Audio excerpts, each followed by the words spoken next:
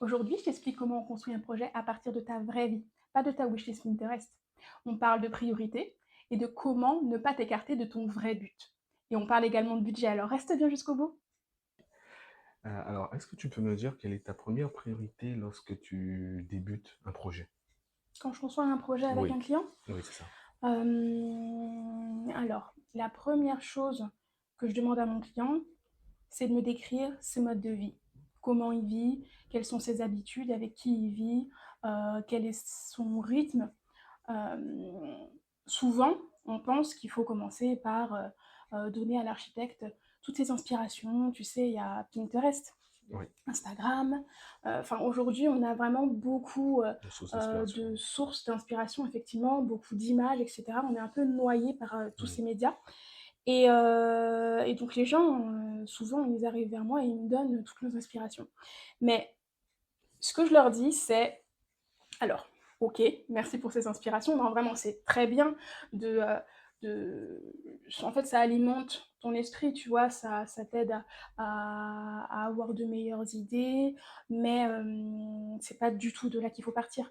Il faut vraiment commencer par partir de ses modes de vie, de ses habitudes, de son rythme de vie.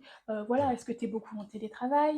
Est-ce que tu invites beaucoup de personnes à la maison? Enfin, j'ai vraiment besoin de comprendre tout ça pour commencer le projet et ça doit vraiment être le début du projet. On ne doit pas partir de ce qui nous attire, tu sais, des photos de projets finis qu'on a trouvé vraiment belles et tout.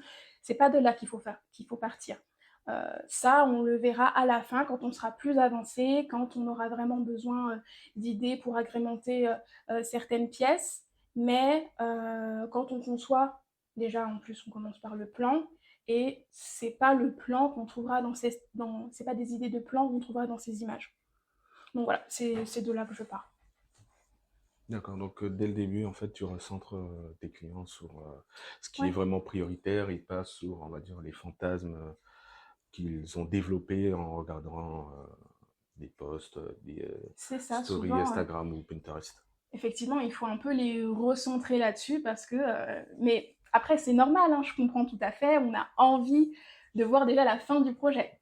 Mais il faut commencer par le début. D'accord, à ce moment-là, comment tu évites à ton client d'être perdu lorsqu'il vient te trouver avec, on va dire, ses idées, comme on dit, ses Mm. fantasmes et compagnie, et lorsque tu, on va dire, le recentres sur ce qui est vraiment important, ses priorités, ce genre de choses. Alors là, enfin, ce qu'il faut que je fasse, c'est un travail pour le rassurer. Et ça, je pense que ça passe par une méthode claire. Je lui explique clairement par où on va passer pour concevoir toutes les étapes de la conception et de mon accompagnement pour réaliser un projet qui lui ressemble à 100%. Donc en fait, je, enfin, on en parlera de ma méthode si tu veux, mais vraiment le plus important, c'est qu'il sache vraiment à quoi s'attendre avec moi.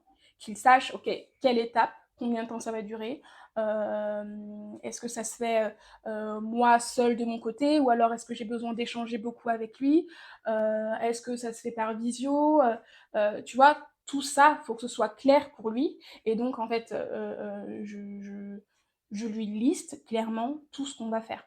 Ça, je pense que ça Ok, ouais. permet de les rassurer Et d'avoir et une visibilité sur le voilà, déroulé du processus. dérouler du processus, ça permet de déjà aussi de pas qui De s'écartent d'un côté ou s'éparpiller, oui. de ouais, pas s'éparpiller effectivement, encore une fois de les recentrer sur les priorités et puis comme ils savent l'ordre des priorités donc ils peuvent avancer convenablement dans le processus et être rassurés. D'accord, je comprends. Du coup, si on a bien compris, il faut parvenir à recentrer le client et éviter qu'il soit submergé avec les Mhm. idées et fantasmes qu'il a pu relever sur Instagram et Pinterest. Mais si l'idée, effectivement, c'est en lui exposant étape par étape le processus du projet, pourquoi refuser, dans ce cas-là, une solution toute faite qu'il pourrait leur assurer tout autant? Tu veux dire les solutions qu'utilisent les autres archis en C'est ça, d'intérieur? ouais, exactement. Bah, pour moi, ces solutions-là, aujourd'hui, elles ne fonctionnent plus, tout simplement. Aujourd'hui, on a besoin de faire différemment pour une génération qui est différente de nos parents, par exemple. Si on prend les faits, nos parents, ils faisaient leurs études, ils trouvaient un travail, ils s'installaient du coup avec leur moitié, s'ils arrivaient à en trouver une relativement rapidement, et ils achetaient leur maison très très tôt. Ensuite, ils faisaient des enfants et puis ils faisaient leur vie. Aujourd'hui, notre génération, elle fonctionne plus du tout comme ça. Ouais, effectivement. On a besoin de voyager, on a besoin de découvrir de nouvelles cultures, on a besoin de faire notre propre chemin. Souvent, on commence des études et puis en fait, on change parce que c'est pas quelque chose qui nous convient. Même après avoir fini nos études, voilà, il arrive que, et ça a été mon cas en réalité, on se retrouve à finalement prendre une autre direction. Par exemple, moi, je pensais que j'allais rester dans le salariat toute ma vie. J'avais pas envie de créer mon entreprise, j'avais pas envie de chercher des clients moi-même, en fait, je pensais que être chef d'entreprise, c'était vraiment se tuer à la tâche toute sa vie pour pas grand-chose.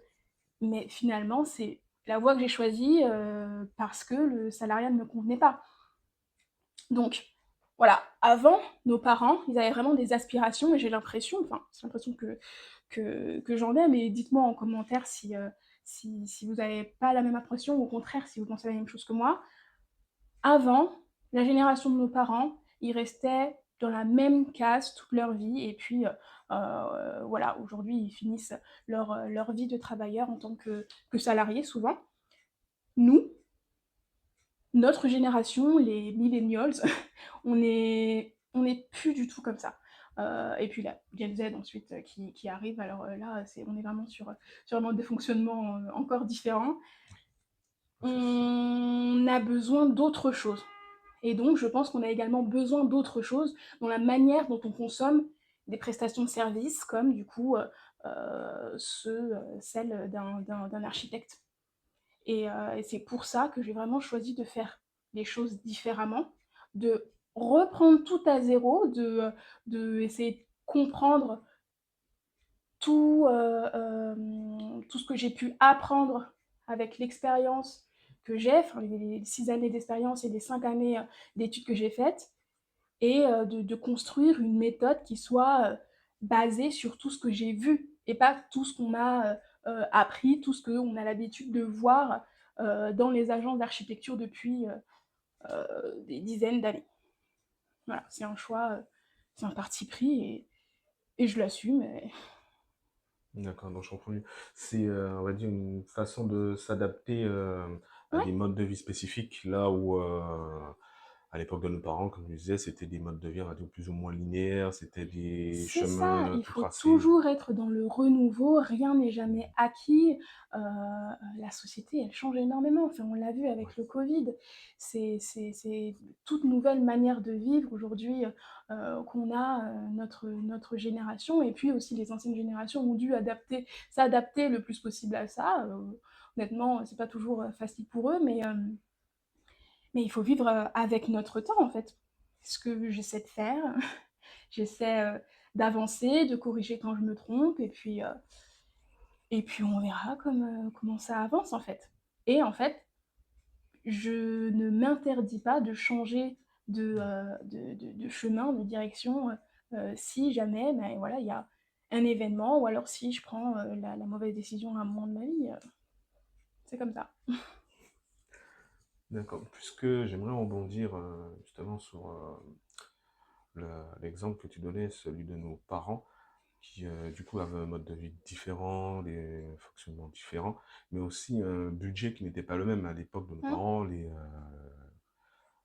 On va dire que les prix, les tarifs n'étaient pas les mêmes Ouais. qu'aujourd'hui. Mhm. Donc maintenant, rapportons ça à notre époque, avec nos modes de vie spécifiques.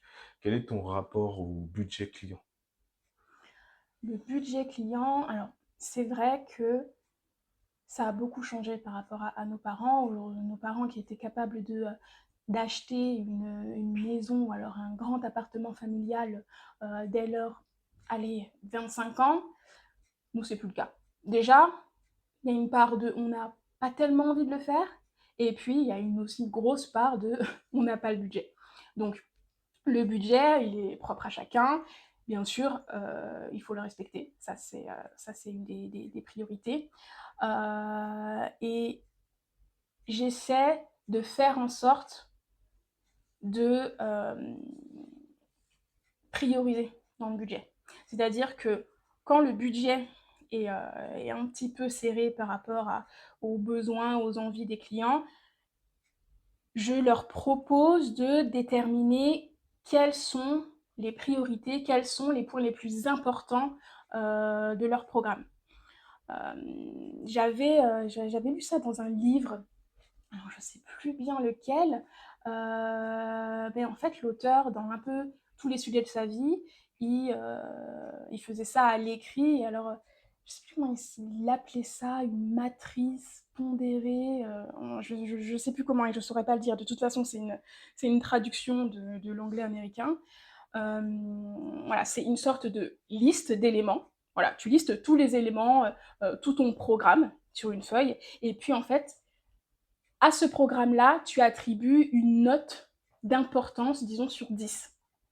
Donc, on catégorise, on évalue quelle est l'importance pour nous de, je ne sais pas, une cuisine avec un îlot. Alors, on veut ça, on aime ça, il faut savoir déjà pourquoi on veut ça, mais il faut aussi évaluer son importance, noter son importance sur 10 par rapport à avoir, je ne sais pas, 3 chambres, alors que de base on en a besoin de 2.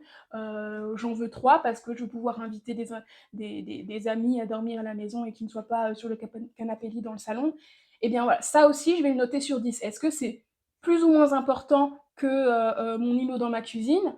Je ne vais pas essayer directement de comparer, mais je vais lui donner une note sur 10. Et puis, on verra que ce sera en fait comparable à l'îlot dans la cuisine. Si je lui ai donné un petit 6, et bien ma chambre en plus, je lui aurais donné un 7 sur 10. Et l'argent, le budget qui sera donc serré, moi, je vais plus le mettre sur la chambre, et puis on va laisser de côté l'îlot, la cuisine sera un petit peu plus simple, tu vois.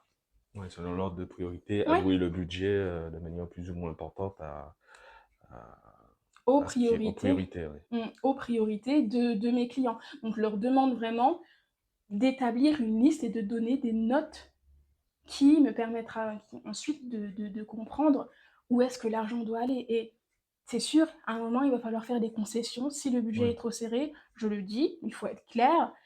Et on fait des concessions, mais on fait des concessions sur les bons points. Je vais pas moi-même décider de OK, ça, t'en as pas vraiment besoin. Non, c'est pas à moi de décider. C'est à toi de décider si ça, tu trouves que c'est plus important ou pas par rapport à telle chose. Si j'arrive à mettre le budget partout, enfin, si j'arrive à tout faire, mais alors là, c'est super, hein. Moi, c'est ce que je veux. Mais l'idée, voilà, c'est de mettre le budget au bon endroit. dans un premier temps. Après, il appartiendra dans un second temps au client on va dire, de remobiliser des fonds pour. Bien sûr, alors ça, avec plaisir, hein. D'accord, j'ai compris. Du coup, on a compris, enfin, surtout quand on parle depuis le début de la vidéo, c'est donc de choisir quelles sont les priorités. Donc, je Mmh, pense que c'est le mot d'ordre. Ne pas forcément s'éparpiller sur des fantasmes qu'on a pu mmh. voir voilà, de part et d'autre des réseaux sociaux dont De on est reste, ça, inondé, voilà, exactement. Mais à ce moment-là, est-ce qu'on peut faire l'impasse sous le bout? Est-ce que le beau. le bout, dans, on va dire, dans la conception, Non, ça, c'est un quel est leur sujet. rapport? Alors, bon, C'est un sujet, le beau. Moi, j'aime tous les styles. En fait, le beau, c'est pas... ça, vraiment, mon discours, il va être différent de certaines personnes, mais le beau, c'est pas propre à chacun. Le beau, c'est pas subjectif pour ouais, c'est moi. relatif, ouais, effectivement. Non, c'est pas relatif. Le beau, c'est avant tout la fonctionnalité et la qualité. Pour moi, en fait, voilà, si tu travailles avec moi, je pense que tu vas comprendre où je veux en venir. Je vais essayer de l'expliquer simplement. Mais si je te montre, enfin, si tu vas sur Pinterest, tu tapes, je ne sais pas, meubles TV, il y a des images qui seront belles, il y a des images qui seront pas belles. Et ça, c'est pas subjectif. C'est vraiment voir, percevoir la qualité dans une photo. La fonctionnalité, c'est autre chose. Ça va être un petit peu plus en rapport avec toi et encore. Mais voir, percevoir la qualité, c'est une, c'est un savoir-faire en réalité. La qualité, c'est ce qui rend beau chaque élément pour moi. Et peu importe son style, tous les styles sont beaux. Voilà, il y en a qui vont aimer le minimalisme avec un peu toutes des couleurs neutres. Il y en a qui vont aimer avoir beaucoup plus de couleurs, etc. Et en fait, moi, aujourd'hui, tu me demandes quel est mon style, je ne sais pas choisir. Je ne sais pas choisir parce que il faut que ton intérieur soit de qualité, qu'il soit bien conçu, je le trouverai beau. Si c'est pas le cas, même si j'aime la couleur de ton canapé, je trouverai que de manière générale, ce n'est pas beau. Mm. C'est la qualité qui fait le beau. Et après, c'est au niveau bien sûr du fonctionnel. Euh, C'est-à-dire que, ok, si une cuisine est magnifique, mais qu'il y a uniquement 60 cm pour marcher, pour passer entre l'îlot et un des plans de travail, bah, ça fonctionne pas. Je vais pas dire que c'est pas beau, mais Inefficient. ça ne fonctionne pas. Donc en fait, on s'en fout si c'est beau ou pas. Ça ne marche pas. On l'écarte. C'est, enfin voilà, Ouais, non, c'est pas le beau, fonctionnel. enfin la fonction passe avant le beau dont on parle de manière générale quand les gens me disent est-ce que c'est beau ou pas. La fonctionnalité passe avant ça. Et le beau, pour moi, c'est la qualité. C'est pas subjectif, c'est tout peut être beau tant que c'est bien conçu. Et attention, je dis qualité, je rapporte pas ça au budget, hein. Je rapporte ça à la manière dont c'est conçu, à la manière dont les matériaux sont associés. Enfin, voilà, concevoir un espace, concevoir un plan, c'est pas quelque chose qui est fait, qui peut être fait à la va-vite comme ça. C'est pas facile, mais quand on arrive à le faire, quand on parvient à le faire, euh, c'est beau, quoi. Voilà. Donc voilà, un bon projet, c'est pas magique, c'est cadré. Si tu as envie d'un chez toi qui te ressemble vraiment, like la vidéo, abonne-toi et dis-moi en commentaire les difficultés que tu rencontres.